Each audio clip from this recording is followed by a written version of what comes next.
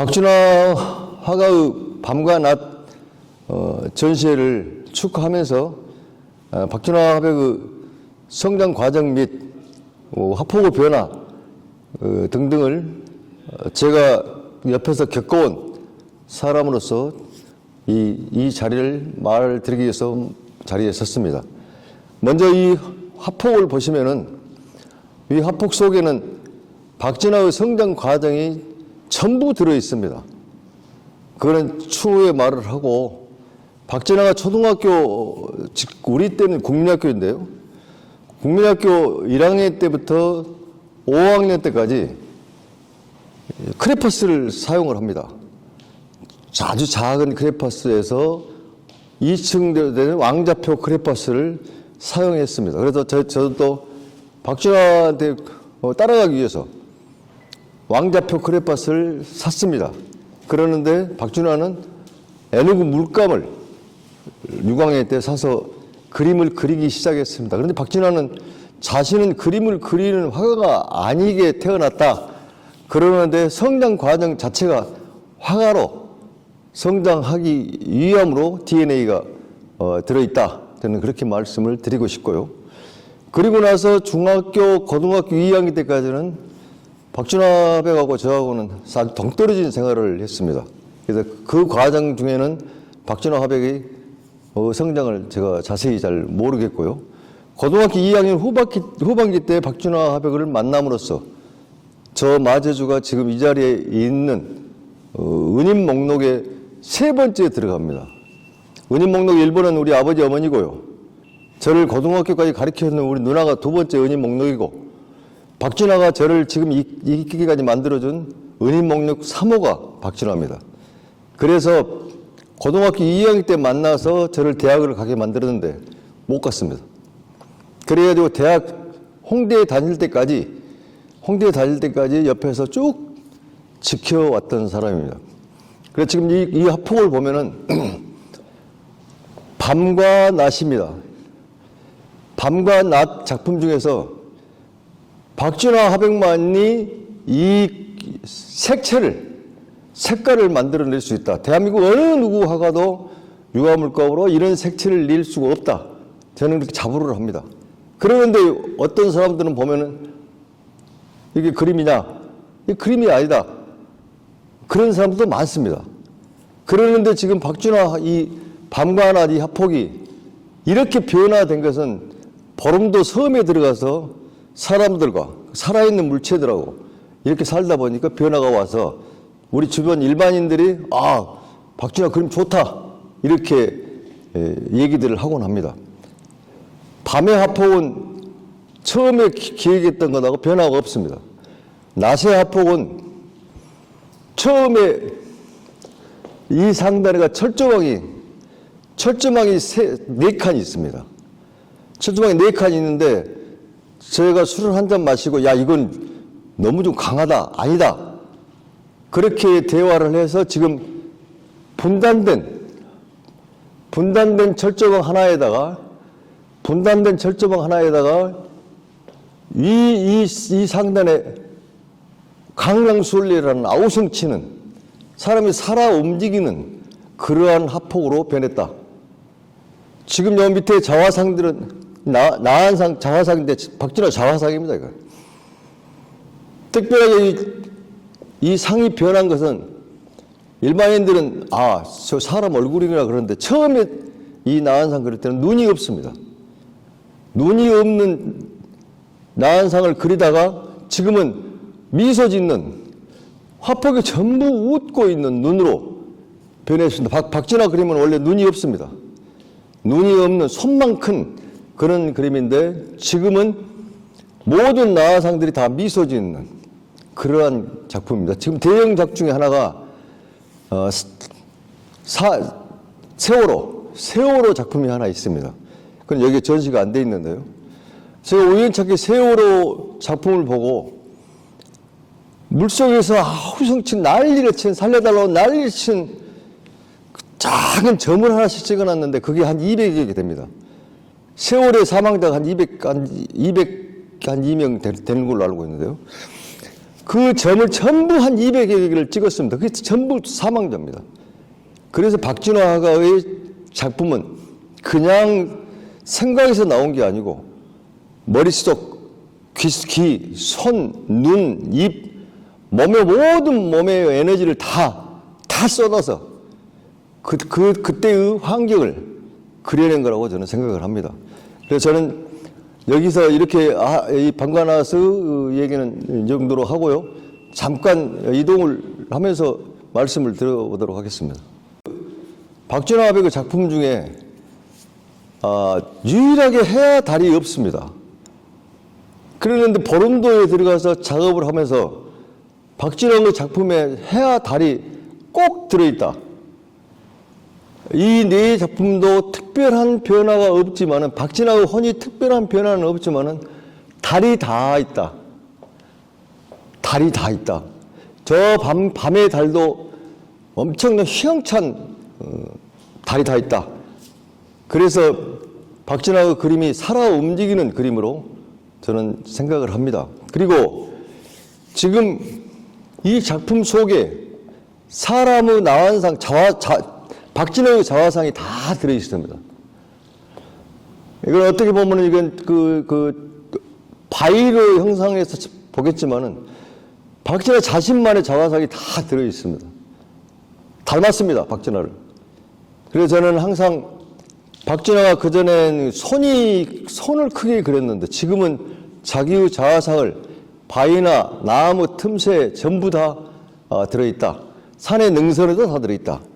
그렇게 생각을 합니다. 그래서 지금 박진호가 고등학교 2학년 때, 3학년 때 좀 거슬러 가서요. 박진호 자취방에 가면은 개구리가 있습니다. 개구리가 거의 살아있는 개구리 2-3마리 있고 거의 담배 연기로 마취시킨 거의 죽어가는 개구리가 1-2마리 보이고요. 죽어서 말라 비틀어진 쭉 뻗어있는 개구리가 보입니다. 그 개구리를 왜 그렸냐 그때 물어보니까 이중섭 소 머리 그 그림을 한번 흉내보고 싶다. 흉내를 내고 싶다. 그래서 개구리를 난 한번 그려볼란다. 그래서 담배 은박지에다가 크로키 스케치를 합니다. 잠깐 이렇게 개구리가 딱 뻗으면은. 근데 지금 그 개구리 쭉 뻗은 그 형상이 박진호의 머릿속에 항상 있습니다. 이게 모든 작품의 능선, 모든 작품 속에는 개구리가 뻗어 있는 그게 어디든 작품에 들어 있습니다. 이건 아마 박진호를 잘 모르신 분들은 그냥 왜 저렇게 쭉쭉 긁어놨지 이러지만 그때의 그 개구리 쭉 뻗어 있는 그런 모습들. 그리고 이런 박진호만이 자기 자화상에 그린 손가락 5개. 이건 누구든지 볼 수 없습니다. 일반 사람들은 이걸 볼 수가 없어요. 이런 작품이 다 설계돼서 그려졌다. 대단한 나는 화가라고 생각하고요. 그리고 지금 철책선이 왜 박진호한테는 철책선이 그려져 있냐. 강화도 대산리 작업실 초창기에 가서 보니까 대산리 작업실에 바로 보면 철조각이 보입니다. 그때 박진호는 남북한의 분단된 한을 자기 혼자 젊어서 자기 혼자 엄청 고통을 받고 살아왔습니다. 자기 혼자 그 번뇌를 다 뒤집어 쓰면서 살아왔던 겁니다. 그걸 화폭에 넣는다고 넣었는데 그때는 강한 정말 민중미술 화가가 아니라 할까 봐서 강한 이미지로 강한 자기의 의지를 표현해서 철조망이 모든 화폭에 철조망이 다 들어있다. 저는 이렇게 생각하고요. 그런 박진호 화백 같은 그런 사람들이 있기 때문에 우리 남북한이 곧 통일이 될 수 있을 것이다. 저는 그렇게 생각을 합니다. 그리고 박진호가 꽃이나 사과 정물화나 수채화 같은 그림을 못 그립니다. 박진호의 손끝은 정교한 아름다움을 표현을 할 수 있는 작품을 못하는 사람입니다. 그 화가가 아니라고 생각을 하거든요. 근데 최근에 이 사과가 그려집니다. 정물화가. 사과가 그려지는데 이 사과 특징이 또 뭐냐? 탁자 위에 나와져 있거나 쟁반 위에 나와져 있거나 사과의 꼭지가 명확히 보이는 사과 작품이 하나도 없습니다. 어떻게 보면 이게 어린애들 비눗방울 날아다니는 것처럼 무중력 상태에 있다. 이건 박진화만이 이 사과 그림을 그리는 사람이다. 그래서 대한민국 유일무이한 정물화 사과를 그리는 사람 중에서 독보적인 사람이다. 저는 이렇게 생각을 합니다. 반조 1, 2, 3 이 작품은 보면요. 이 작품 속이가 전부 사람들로 되어 있습니다. 그래서 철조망 속에 인간의 띠가 형성되어 있듯이 이 전부 사람들로 이 작품 능선이나 모양을 전부 인간 띠로 만듭니다. 이게 뭐냐? 그게 분단의 한이라든지 우리나라의 정치 상황이라든지 이런 것들이 많이 들어있다. 많이 들어있다. 그래서 이러한 작품 속에 이렇게 인간의 한이 지금 이게 전형적인 박진화 작품의 사람입니다. 눈들이 없습니다. 그러는데 이 작품을 보고 누구든지 말을 하고 대화를 합니다. 이 대화는 끊임없이 이 김상봉 교수가 말을 하듯이 끊임없이 박진화 화백의 그림은 질문을 서로 던진다는데 저도 그림에 대해서 전혀 잘 모르는 사람이지만 박진화 그림만 보고는 말을 하고 싶습니다. 그림에서 자꾸 물어보고 내가 물어보고 싶고 그러니까. 그래서 박진화 그림을 감히 지금까지 이렇게 제가 말을 한번 하고 싶다. 그래서 이 자리에 섰던 것이고요. 지금도 이 사람들하고 말을 하고 싶어요. 왜 저렇게 그랬지? 왜 저 사람들은 이렇게 보는 시선들이 왜 다 전부 이쪽 나만 보고 있지? 이렇게 보지 않고 이런 질문이나 말을 끊임없이 하고 있다. 그래서 서로 질문을 한다. 이 작품은 저희 넷째 딸이 4월 5일 날 결혼을 하는데 우리 넷째 딸 축하 선물로 해서 그림을 그렸는데 박진화가 수채화 형태의 그림은 중학교 다니고 이 지금 작품 세계에서 유일하게 이런 아름다운 꽃을 그리는 사람입니다. 근데 박진화 그림 속의 이 꽃은 색깔이 빨개서 꽃이라고 그러지. 그렇죠? 색깔이 빨개서 꽃이라고 그러지. 꽃으로 보니까 꽃이고. 지금 빨개서 그런 거잖아요. 근데 이런 색채를 다소 수채화 같은 그림을 그렸지만은 이 색채감을 어떤 화가도 이 색채감을 못 낸다. 이거 낼 수가 없다. 이 색채감을. 그래서 정말 독보적이다. 저는 그렇게 생각을 하고 있습니다. 그래서 이게 이제 아주 훌륭한 친구다. 이렇게 생각을 합니다. 박진화 화가의 작품 중에 이 산의 작품이 제법 많습니다.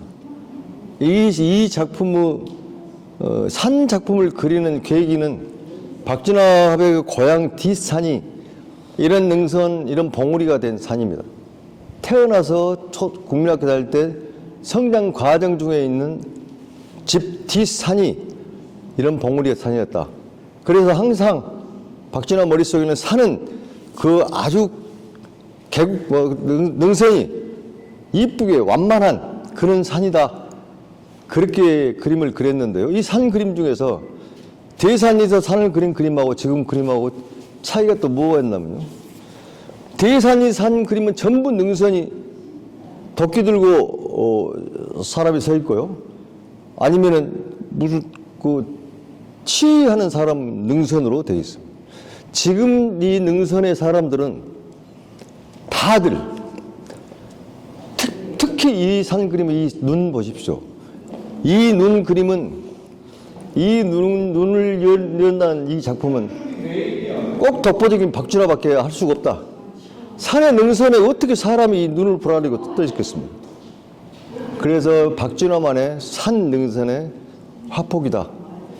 이 산하고 이 색채, 자꾸 색채감 얘기를 하는데 박준하의 색채감은 어느 누구도 이렇게 할 수가 없다. 제가 한번 박준하 화백의 그 작품이 완성된 작품을 야, 이렇게 했으면 좋겠다 그랬더니 그 붓으로 끌쩍끌쩍 이렇게 하니까 이 그림 전체가 변한 거예요. 대단한 기술이다. 컴퓨터로도 AI로도 할 수 없는 그러한 아주 독보적인 실력가다. 나는 그렇게 생각을 합니다. 박준하 화백의 이번 전시에 밤과 낮도 있지만은 자축, 인묘, 진사, 오미, 신유, 술해. 그래서 자축, 인묘, 진사, 오미, 신유, 술해를 박준하 자신만의 자신의 가슴 속에 있는 뇌 속에 있는 이 작품을 낱낱이 다 작품 활동을 했던 것입니다. 그런데 묘하게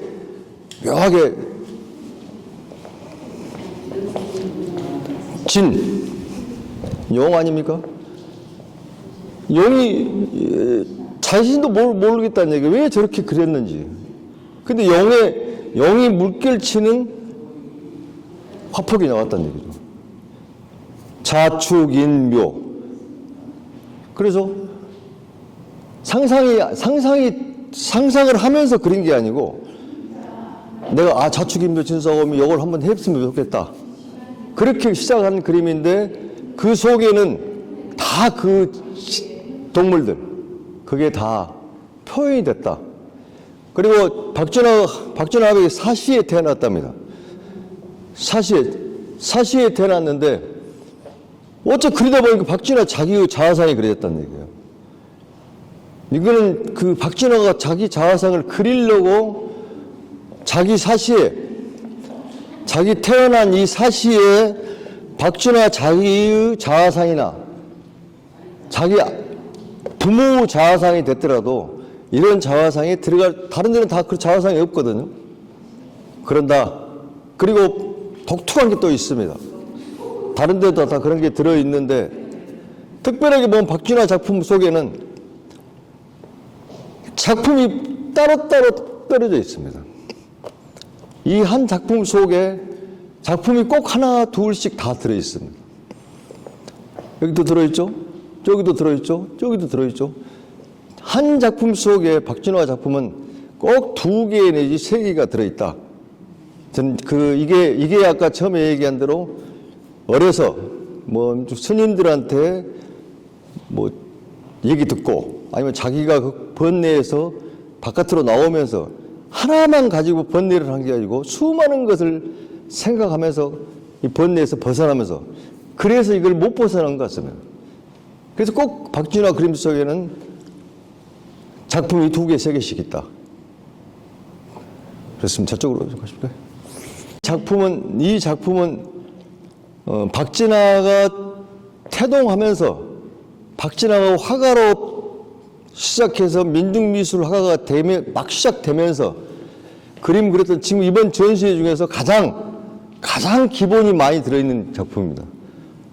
지금 이 작품은 박진하가 혁명을 일으켜서 이렇게 변화된 작품이 나왔지 그전에는 이소개가 낫이 들어있고 꽃갱이가 들어있고 칼이 들어있고 그런 작품 속에서 벗어난 작품입니다. 그래도 박진하의 화폭의 손끝이 그대로 살아있는 작품입니다. 그런데 이 네 작품 중에 유일하게 최근에 폭포를 그립니다. 아까 사과 그림도 얘기를 했지만은 어떻게 사과를 그리는데 쟁반 위에 놔있지 않고 탁자 위에 놔있지 않고 무중력 상태로 사과가 떠다닙니다. 그 애들 비눗방울 떠다닌 것처럼. 그런 그림을 감히 누가 저렇게 그릴 수 있겠냐. 그런데 이 폭포가 박준하 화백이 보름도 들어가서 소작을 적은 작품을 하면서 폭포를 그리기 시작했어요. 그런데 이 대작 속에 이렇게 살아서 움직이는 폭포가 그리고 박진하가 분명히 말했죠. 작품 속에는 2개, 3개가 있다고. 폭포가 같이 두 개 있는 폭포는 전 세계가 다 없습니다. 하나가 흐르고 이렇게 오지 2개가 있는 폭포, 살아있는 폭포. 물이 살아서 흘러내려옵니다. 이거 딱 정말 놀랐습니다. 이런 이런 그림을 그릴 수 있다. 이 박진화만의 독보적인 작품이라 저런 색채도 여기서 보는 색감하고 저 멀리 가는 색감하고 엄청난 차이가 나옵니다. 이 색감이. 그래서 박진화의 혼이 다 들어있는 작품, 이 작품을 전부 다 아름답게 표현하는 작품이 폭포다. 폭포가 이 작품들의 강한 이미지를 다 아주 부드럽게 편하게 만드는 작품이다. 저는 그렇게 생각을 합니다. 여기 오는 그 그림을 그린 사람들은 전부 욕심내는 작품입니다. 박진화가 어떻게 해서, 지금 보십시오. 박진화의 색깔이 어둡고 노랗고 파랗고 그러잖아요. 이런 색깔을 어떻게 낼 수 있느냐. 그러는데 철조망이 있습니다. 철조망이 있습니다. 이 철조망은 영원히 박진화 머릿속에서, 마음속에서 벗어나지 못합니다. 이 분단의 아픔, 이 동족 간의 아픔, 이런 것들 너무 가슴속에 들어있다. 그래서 이 철조망은 벗어나지 못한 상태에서 편안한 화폭을 만들 수 있겠다. 이게는 보름도 섬에 들어가서 박진화의 혁명적인 화폭의 변화라고 저는 생각을 합니다. 이쪽으로 보시죠. 지금 이 소나무 그림은 이 친구 작품을 그림이라고 해서 미안한데 이런 소나무 이 화폭을 하는데요. 어떤 사람들은 보면 이걸 쭉쭉쭉쭉 그려서 놓은 것처럼 생각을 하지만은 이 소나무가 스님 어떤 소나무라고 생각합니까? 이 소나무가 대한민국에서 가장 비싸다는 소나무, 적송의 소나무입니다. 붉은색의 소나무. 박진화 자기는 그런 생각을 안 했겠지만은 나는 그림을 그리려면 소나무를 그리려면 제일 비싼 그림 소나무를 그리란다. 이런 속의가 들어있다고 생각을 해요. 이게 이 소나무를 그리게 된 동기 박진화한테 물어봤더니 겸재 선생님 소나무 그림을 보고 이거 어떻게 이렇게 겸손할 겸사를 쓴다고 그러대요. 이렇게 겸손하게 소나무를 이렇게 잘 그릴 수 있을까? 나도 그래야겠다. 그래서 이 소나무 작품을 했는데요. 절묘합니다. 소나무가 산에 가면 이 적송 소나무가 꼭 꺾어진 소나무가 있습니다. 박진화가 이거 알고 이 소나무를 그리지 않았을 거라고 저는 생각합니다. 그래서 이 소나무 작품은 어제 우리 전라남도에 가장 소리를 하고 계시는 유영애 선생님이 오셔가지고 나가면서 내가 박진화 작품 중에 소리를 하고 싶을 때가 처음이다. 여기서 소리를 한 3분 하시고 왔습니다. 그래서 아마 박진화의 전시회 중에서 가장 아름다운 장면이 아니었는가 이렇게 생각을 하고요. 그것 또한 뭐냐? 자꾸 이 그림하고 말을 하고 싶고 대화를 하고 싶다는 얘기예요. 이게 우리 김상문 교수가 말하듯이 자꾸 질문을 던지는 겁니다. 자꾸. 그러니까 이 작품 그림만 박진화 작품만 앞에 가면은 내가 자꾸 신이 오른다 그러는데 자꾸 무슨 말을 하고 싶어요. 아마 여러분도 그러실 겁니다. 그리고 이제 또 특별히 아까 저기서도 말씀드렸지만은 이게 소나무 솔잎이거든요. 이게 고등학교 2, 3학년 때 이중섭 화가를 흉내내기 위해서 개구리 쭉 뻗어있는 개구리를 그렇게 해서 막 그리고 이랬어요. 박진화가.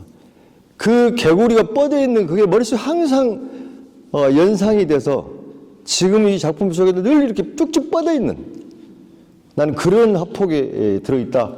저는 이렇게 생각을 하고요. 저는 이걸 큰 건물에 다 들어가서 모든 사람이 다 보는 장소에가 걸려있으면 참 좋겠다. 이런 생각을 갖고 있습니다. 이제 마무리를 하고 싶습니다. 제가 그 대학을 못 가고 박진화 화백이 매월 책을 한 권씩만 읽으면 대학 간 것하고 똑같다. 그래서 박진화 화백이 저를 매월 책을 한 권씩 사게 하고 보내주고 그렇게 했습니다. 그래서 박진화 대학 2학년 때 처음으로 서울의 중앙극장을 처음으로 극장을 갔습니다. 뻐꾸기 둥지로 날아가는 새를 처음 봤습니다. 그래서 지금까지도 박준하 선수 화백에 대해서 이만한 거부도 없고 이만한 것도 내가 불쾌감도 없습니다. 단 그림도 아닌 그림을 그려가지고 많은 사람들한테 도발하게 만들고 질문하게 만들고 말을 하게 만들고 이거 대단하다. 대단하다. 그런데 또 이 작품을 보면은 꽃을 그려놨습니다. 꽃을. 그렇죠? 여기 지금 꽃입니다. 꽃이 만발한 꽃인데 왜 꽃 속에 전부 사람들이 들어있냐고요. 사람이 다 들어있습니다. 꽃잎이 전부 사람입니다. 보시면 전부 사람이에요. 그런데 유일하게 이 꽃잎을 그리면서 사람은 눈을 그리지 않았습니다. 그런데 최근에는 저 눈이 하나씩 찍히기 시작합니다.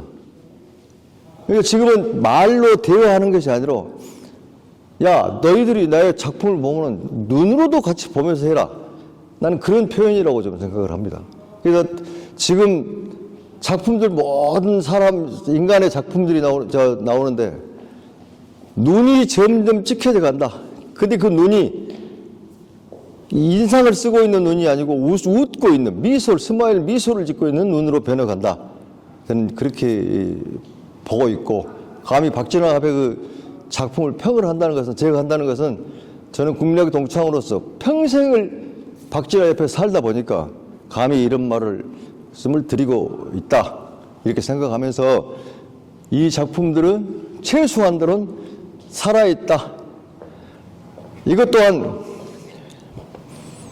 세월호 작품을 만드는데 그 200여 명 어린 학생이 죽어가는데 박준하가 200여 명이 죽어간지를 몰랐을 거예요. 근데 세월호 작품 속에는 아까도 말했지만 200여 명이 점이 찍어져 있습니다. 물속에서 살려달라고 아우성 치는 게.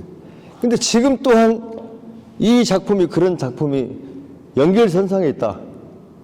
저는 그렇습니다. 박준하가 어렸을 때 배가 떠 있는 것도 보곤 하지만은 그게 세월호 작품의 축소판이다.